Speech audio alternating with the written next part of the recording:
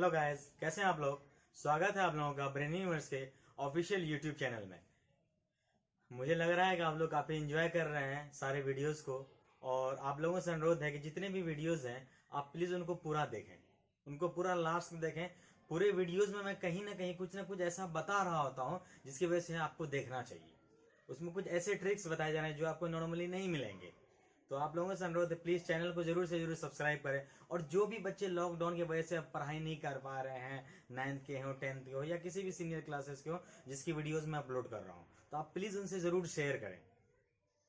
ये टाइम ऐसा है जब देश में बुरे हालत है, लेकिन उसका असर कोई शिक्षा व्यवस्था में नहीं आनी चाहिए। कुछ दिन बाद I hope everything will be fine. तो चलिए, आज का टॉपिक है लाइफ प्रोसेस का सेकंड पार्ट, जो कि अपन ऑलरेडी हम पढ़ा चुके हैं कि मोड ऑफ न्यूट्रिशन उस दिन बता रहे थे, ऑटोट्रॉफ्स और हेटेरोट्रॉफ्स, इसका थोड़ा शॉर्ट फॉर्म में बताया थे। आज इसको फिर डिटेल में डिस्कस करेंगे। तो लाइफ प्रोसेस का जो पहला जो अभी अपने को पढ़ना है, ऑटोट्रॉफिक मोड ऑफ न्यूट्रिशन। उस दिन मैं स्टार्ट किया था तो बता रहा था कि ऑटोट्रॉफिक मोड ऑफ न्यूट्रिशन में मेनली दो तरह से ऑटोट्रॉफिक मोड ऑफ न्यूट्रिशन था। ऑटोट्रॉफिक मोड ऑफ न्यूट्रिशन का दो पार्ट में डिवाइडेड था, एक ऑटोट्रॉफ्स और कीमोट्रॉफ्स। ठीक है, तो कीमोट्रॉफ्स बहुत कम होते हैं, तो उसको और ज्यादा सिलेबस में उतना है भी नहीं, एक्चुअली में है ही नहीं, लेकिन मैं नॉलेज के लिए मैं आपको बता दिया था। और ऑटोट्रॉफ्स को हम लोग डिस्कस करेंगे डिटेल में। एक बात बताओ कि ऑटोट्रॉफिक मोड ऑफ न्यूट्रिशन और ऑटोट्रॉफ्स, ये दोनों में अंतर क्या है।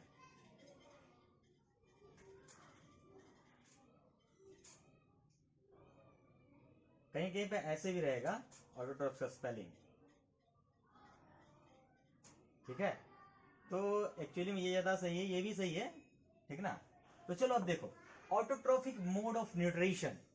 ठीक है, ऑटोट्रॉफिक मोड ऑफ न्यूट्रिशन क्या, एक मोड ऑफ न्यूट्रिशन है जिसमें कि कोई भी ग्रीन प्लांट्स या फिर कोई भी ऐसा ऑर्गेनिज्म है या कोई भी चीज लिविंग बीइंग जो कि खुद से खाना बनाए, उसको बोलते हैं ऑटोट्रॉफिक मोड ऑफ न्यूट्रिशन। ये मोड ऑफ न्यूट्रिशन है, ठीक ना। ऐसा मोड ऑफ न्यूट्रिशन जिसके वजह से कोई ग्रीन प्लांट खुद से खाना बनाए, वो मोड ऑफ न्यूट्रिशन हो गया।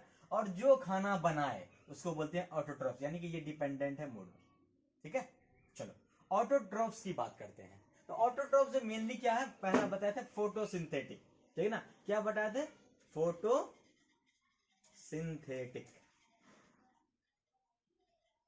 फोटोसिंथेटिक जो मोड ऑफ न्यूट्रिशन करते हैं, ठीक ना, यानी कि वो ऑटोट्रॉफ जो कि फोटोसिंथेटिक मोड ऑफ न्यूट्रिशन करते हैं। इसका मतलब ये है कि जो फोटोसिंथेटिक मोड ऑफ न्यूट्रिशन करते हैं उसको, उस प्रोसेस को बोलते हैं फोटोसिंथेसिस। ठीक है, जिस प्रोसेस से autotroph photosynthetic mode of nutrition करते हैं उसको क्या बोलते हैं, फोटोसिंथेसिस। फोटोसिंथेसिस को हम लोग डिटेल में डिस्कस करते हैं कि फोटोसिंथेसिस अगर डिफिनेशन बोले तो फोटोसिंथेसिस होता क्या है। It is the process of making of food by green plants with the help of CO2 and water in presence of sunlight. Easy है, the process of making, इसको लिखोगे डेफिनेशन में लिख सकते हो, the process of making of food by green plants with the help of carbon dioxide and water in presence of sunlight। अगर इसके फॉर्मूले वे में बात करें या फिर के न्यूमेरिकल वे में अगर बात करें, इक्वेशन फॉर्म में बात करें, तो 6CO2 प्लस 6H2O जब रिएक्ट करता है सनलाइट और क्लोरोफिल के प्रेजेंस में,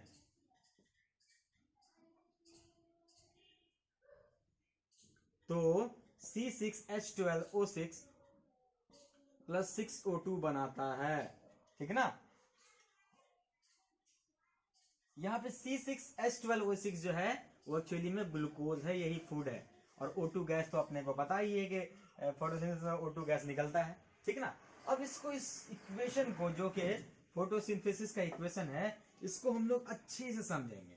ठीक है ना, काफी अच्छे से समझेंगे और काफी इंपॉर्टेंट, इसको एक्सप्लेन करने के लिए आता भी है। ठीक है ना, प्लांट क्या करता है, carbon dioxide, plant carbon dioxide कहां से लेता है, एटमॉस्फेयर से लेता है, और वाटर क्या करता है, वो रूट से लेता है, ठीक है, थ्रू रूट हेयर। एक हम फिगर बना के देखते हैं, एक सिंपल सा कोई प्लांट ले लो, ठीक ना, एक सिंपल सा कोई प्लांट ले लो, ऐसे ऐसे करके कोई प्लांट ले लो, ठीक ना, या फिर ऐसे ही करके कोई प्लांट ले लो जिसका के कोई एक लीफ है, ठीक ना, ये बड़ा सा कोई एक सिंगल लीफ लेकर हम एग्जांपल लेते हैं, ठीक ना। अभी मैं आपको बता रहा था कि ये सपोज ये कोई लीफ है प्लांट का, ठीक ना, ये लीफ है प्लांट का, इसको जब आप देखोगे, ठीक ना, और अपने को पता है ना कि लीफ जो है किचन ऑफ द प्लांट होता है, यानी कि किचन क्या होता है, घर में हमारा किचन होता है, उसमें क्या होता है, खाना बनता है ना। ठीक उसी तरह से प्लांट का किचन क्या होता है, उसका लीफ होता है, ठीक ना।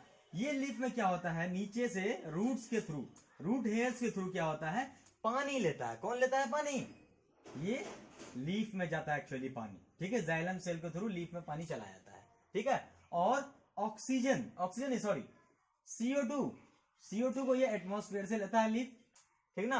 स्टोमेटा का, फिर उसको भी हम लोग आगे अच्छे से पढ़ेंगे। ये लेता है, यहां पे इस लीफ में CO2 कहां से आ गया, एटमॉस्फेयर से आ गया, CO2 एटमॉस्फेयर से आ गया, और H2O कहां से आ गया, नीचे से आ गया, ग्राउंड से आ गया, थ्रू रूट हेयर्स, ठीक है। CO2 और H2O मिला के क्या करता है, सनलाइट और क्लोरोफिल के प्रेजेंस में ग्लूकोज बनाता है। यहां पे देखना, क्लोरोफिल जो है, ठीक है ना, क्लोरोफिल एक्चुअली एक पिगमेंट होता है, ग्रीन कलर का पिगमेंट होता है, जिस क्लोरोफिल को साइट ऑफ फोटोसिंथेसिस बोलते हैं, हम लोग बेहतर पढ़े क्लास 9 में। तो यहाँ पे मेनली फोटोसिंथेसिस होता है, ठीक ना। तो क्लोरोफिल क्या करता है, सनलाइट को डायरेक्टली एब्जॉर्ब करता है। अच्छा एक बात बताओ, आप लोग सोलर देखो, सोलर, हाँ, तो सोलर को जब आप गौर से देखोगे तो सोलर में क्या होता है, छोटा छोटा करके एक प्लेट लाइक स्ट्रक्चर होता है, वो क्या करता है, सनलाइट को डायरेक्टली एब्जॉर्ब करता है और उसको इलेक्ट्रिकल एनर्जी में बदल देता है, यानी कि फोटोन्स को एब्जॉर्ब करके वो इलेक्ट्रिकल एनर्जी में बदलता है ना। ठीक उसी तरह से यहाँ पे ये क्या कर रहा है, क्लोरोफिल जो है, क्लोरोप्लास्ट एक्चुअली में, क्लोरोप्लास्ट में क्लोरोफिल होता है, वो क्या करता है, सनलाइट को डायरेक्टली एब्जॉर्ब करता है, ट्रैप करता है, ठीक है, सनलाइट को डायरेक्टली ट्रैप करता है, और यहां पे वो क्या करता है, इस रिएक्शन के रेट को बढ़ाने में हेल्प करता है। एक्चुअली यहां पे देखोगे सनलाइट और क्लोरोफिल रिएक्शन में कोई भाग नहीं ले रहा है, ठीक ना, ये रिएक्शन में कोई भाग नहीं लेता, बस ये क्या करता है, CO2 और H2O के कॉम्बिनेशन को, CO2 और H2O के कॉम्बिनेशन को स्पीड अप करता है, ठीक ना, यानी इस रिएक्शन को रेट बढ़ाता है, या फिर इस रिएक्शन को एनर्जी प्रोवाइड करता है, कौन, सनलाइट के एनर्जी को यूज किया जाता है ग्लूकोज बनाने में, और O2 गैस निकल के आए। इस फोटोसिंथेसिस का 3 स्टेप होता है। सबसे पहला स्टेप होता है absorption of sunlight bye chlorophyll, यानी कि क्लोरोफिल पिगमेंट क्या करेगा, सनलाइट को एब्जॉर्ब करेगा। और क्यों एब्जॉर्ब करेगा अभी तो हम बताइए आपको, ठीक ना। फिर सेकेंड, अब क्या करता है, जो सनलाइट है, समझना मेरी बात को, ये सनलाइट एब्जॉर्ब हो गया, ठीक है। अब जो है H2O जो है मॉलिक्यूल टूटता है, ठीक है, स्प्लिटिंग ऑफ वाटर मॉलिक्यूल्स, यानी वाटर मॉलिक्यूल जो है वो स्प्लिट अप हो जाता है, टूट जाता है, ठीक है। और तीसरा स्टेप जो होता है वो क्या होता है, रिडक्शन होता है, किसका, CO2 का, कुछ ऐसे, CO2 प्लस H2, ठीक है, CO2 प्लस H2 का रिडक्शन होता है, और ये फाइनली ग्लूकोज बना देता है। कोई दिक्कत नहीं है। अब ये बताओगे सर यहाँ पे रिडक्शन ऑफ CO2 क्यों बोल रहे हैं। अच्छा एक बात बताओ बाबू, एडिशन ऑफ हाइड्रोजन क्या पढ़े थे हम, एडिशन ऑफ हाइड्रोजन ये होता है, अगर एडिशन ऑफ ऑक्सीजन अगर बोलेंगे तो इसको बोलते हैं ऑक्सीडेशन, रिमूवल ऑफ ऑक्सीजन बोलते हैं, इसको बोलते हैं रिडक्शन। रिडक्शन का एक और तो था डिफिनेशन ना, addition of hydrogen equal reduction. तो यहाँ पे क्या हो रहा है, हाइड्रोजन का एडिशन हो रहा है, ठीक ना। तो जिस रिएक्शन में हाइड्रोजन का एडिशन होता है उसको हम लोग बोलते हैं रिडक्शन, ठीक है। तो ये 3 मेन मेथड्स है जो कि फोटोसिंथेसिस में होता है। ये बोलेंगे हम लोग स्टेप्स ऑफ फोटोसिंथेसिस, क्या बोलेंगे, स्टेप्स ऑफ फोटोसिंथेसिस। चलिए इसको नोट डाउन कर लीजिए, ये सबसे इंपॉर्टेंट पार्ट है, ये काफी इंपॉर्टेंट पार्ट है एग्जाम पॉइंट ऑफ व्यू से। चलिए नोट कर। फोटोसिंथेसिस का जितना भी स्टेप्स होता है वो मैं आपको बता रहा था। पहला स्टेप में ये बताया कि पहले स्टेप में लाइट एनर्जी को क्लोरोप्लास्ट एब्जॉर्ब करता है, ठीक है, और उसके बाद उस लाइट एनर्जी से वाटर मॉलिक्यूल्स को तोड़ दिया जाता है हाइड्रोजन और ऑक्सीजन में, ठीक है, और एनर्जी एटीपी एनएडीपीएच के फॉर्म में निकल जाता है, ठीक है। और तीसरा स्टेप है क्या कि CO2 जो गैस है जो कि हम लोग एटमॉस्फेयर में लिए थे, एटमॉस्फेयर से एक्चुअली में लिए थे, वो क्या हुआ, वो CO2 क्या करेगा H2 से, ये वाला H2 से मिलकर के रिड्यूस हो जाएगा C6H12O6 बना देगा, ठीक है। तो हम लोग आगे बात करते हैं कि सर ये CO2 आया कहां से, ठीक ना, ये सवाल आता है। इसके अलावा लाइट रिएक्शन और डार्क रिएक्शन ये सब अपने को पढ़ने को मिलेगा, ठीक ना। तो ऐसा रिएक्शन जो कि लाइट के प्रेजेंस में हो उसको हम लोग बोलेंगे लाइट रिएक्शन। यानी कि पहला दोनों स्टेप जो है वो एक्चुअली में क्या है, लाइट रिएक्शन है। इसमें क्या होता है, लाइट एनर्जी क्लोरोप्लास्ट के द्वारा एब्जॉर्ब किया जाता है और क्लोरोप्लास्ट क्या करता है, वाटर मॉलिक्यूल्स को H2O2 में तोड़ देता है। उसके अलावा एनर्जी रिलीज हो जाता है एटीपी और एनएडीपीएच के फॉर्म में, ठीक ना। यानी कि लाइट एनर्जी में प्रोडक्ट के रूप में हम लोगों को मिलता है energy in the form of ATP और एनएडीपीएच के फॉर्म में एनर्जी निकल जाता है, एनर्जी मिल जाता है। एटीपी पता है ना, एडिनोसिन ट्राइफॉस्फेट पढ़ते हुए और 8 क्लास से, ठीक है। तो पहला स्टेप क्या होता है, लाइट रिएक्शन। लाइट रिएक्शन में क्या होता है कि एक्चुअली में अगर फोटोसिंथेसिस बोले तो वो लाइट रिएक्शन और डार्क रिएक्शन का कॉम्बो है, ठीक ना। तो लाइट रिएक्शन दो पार्ट में फर्दर डिवाइडेड है कि लाइट रिएक्शन में क्या क्या हो रहा है, लाइट एनर्जी एब्जॉर्ब हो रहा है क्लोरोप्लास्ट के द्वारा जो कि आपके वाटर मॉलिक्यूल्स को तोड़ दे रहा है H2 और O2 में, ठीक ना, और एटीपी और एनएडीपीएच रिलीज कर दे रहा है। और दूसरा स्टेप जो होता है क्या होता है, वो CO2 का रिडक्शन होता है, ठीक ना, जो कि H2 यहाँ पे जो H2 अलग हुआ उससे मिलकर के वो रिड्यूस हो जाता है। इसको बोलते हैं डार्क रिएक्शन। क्या बोलेंगे इसको, डार्क रिएक्शन। और ध्यान दें कि डार्क रिएक्शन जो है नाम जैसा है वैसा ही काम है, ठीक है। डार्क रिएक्शन में क्या होगा, इसको जो है लाइट की जरूरत नहीं पड़ेगी, ठीक ना। यानी कि लाइट रहे तो भी ठीक है, लाइट नहीं रहे तो भी ठीक है, लेकिन ऐसा नहीं है कि लाइट होगा तब डार्क रिएक्शन नहीं होगा, तब भी होगा। समझ रहे बात को, लाइट रहेगा तब भी होगा, ऐसा नहीं है। ऐसा होता है ना कि लाइट है तभी ऐसा कुछ जो बोलते हो, ऐसा नहीं है। डार्क रिएक्शन मतलब यह हुआ कि डार्क रिएक्शन ऐसा रिएक्शन जिसमें कि लाइट होना जरूरी ना हो, ठीक ना। और डार्क रिएक्शन में अपने को एज अ प्रोडक्ट क्या मिलता है, ग्लूकोज मिलता है एज अ प्रोडक्ट, ठीक है।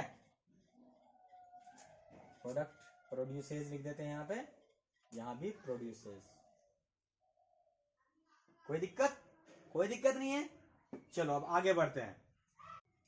हमारे बड़े बुजुर्ग अक्सर कहते हैं कि रात में पेड़ के पास नहीं सोना चाहिए। क्यों, कोई बोलता है कि रात में पेड़ में भूत रहता है, कोई बोलता है कि रात में जो है प्लांट जो है CO2 के बदले मतलब कि CO2 रिलीज करने के लेने के बदले उल्टा करने लगता है काम, यानी कि प्लांट जो है उल्टा O2 लेने लगता है। ऐसा होता है क्या, ऐसा होता है क्या भाई। अब हमको खाना है, अब हम कहते हैं ना कि शेर भूखा मर जाएगा लेकिन घास नहीं खाएगा, तो प्लांट हमको पता है कि उसको CO2 ही चाहिए, CO2 से काम का है, तो वो O2 कैसे लेगा सर, नहीं लेगा। उसका आंसर हम देंगे आपको कि रात में क्या होता है, लाइट रिएक्शन होता है क्या, नहीं होता है, ठीक है।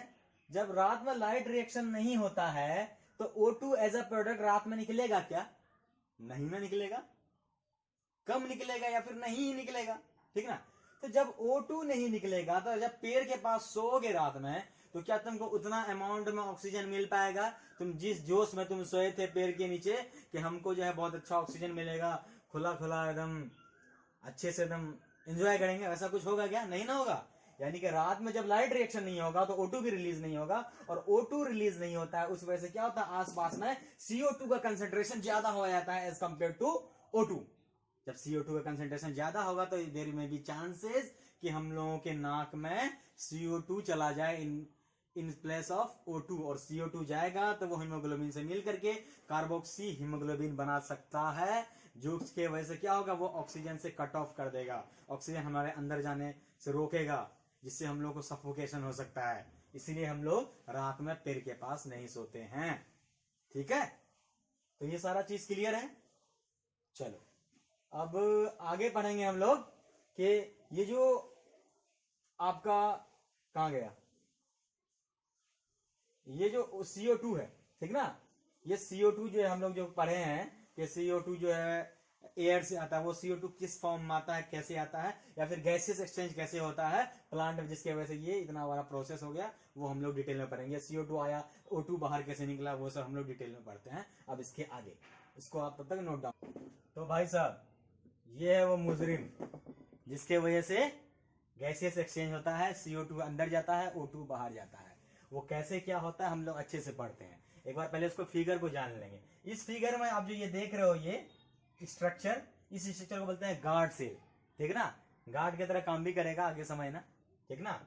ये जो स्पेस है ये स्टोमेटल पोर कहा जाता है। ये जो ये छोटा छोटा जो है गोल गोल सा स्ट्रक्चर है, ये है क्लोरोप्लास्ट, ठीक ना। कुछ आ रहा है, फिगर बन रहा है, ठीक है।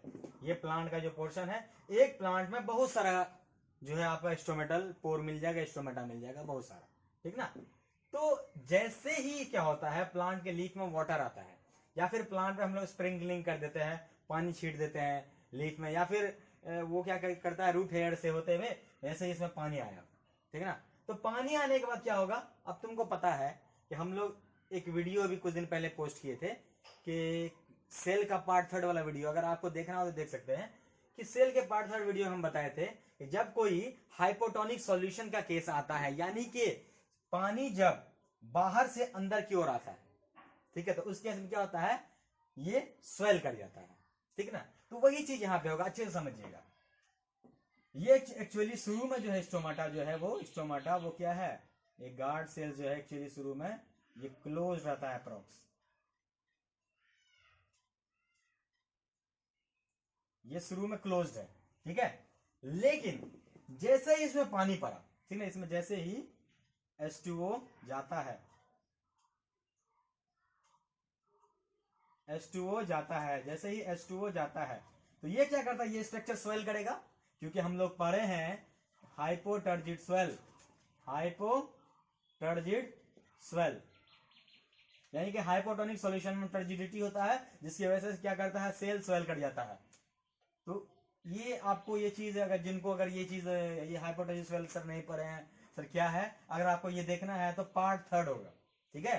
सेल का क्लास 9 का एक सेल चैप्टर अपलोड होगा, उसका पार्ट 3 में उसके लास्ट से थोड़ा पहले उस चीज को हम अपन एक्सप्लेन किए, वो आप चाहे तो उस वीडियो को देख करके समझ सकते हैं।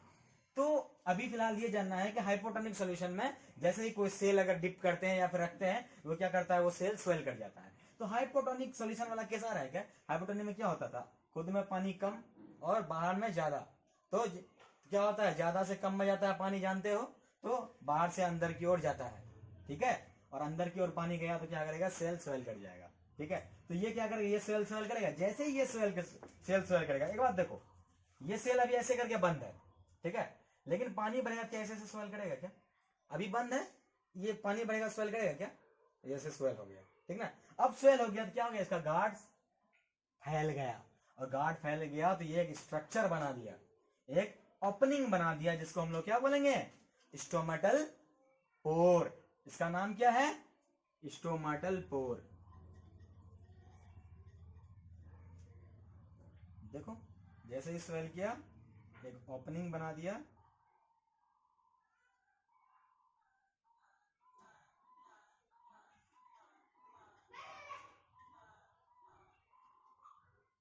ठीक है, एक ओपनिंग बना दिया,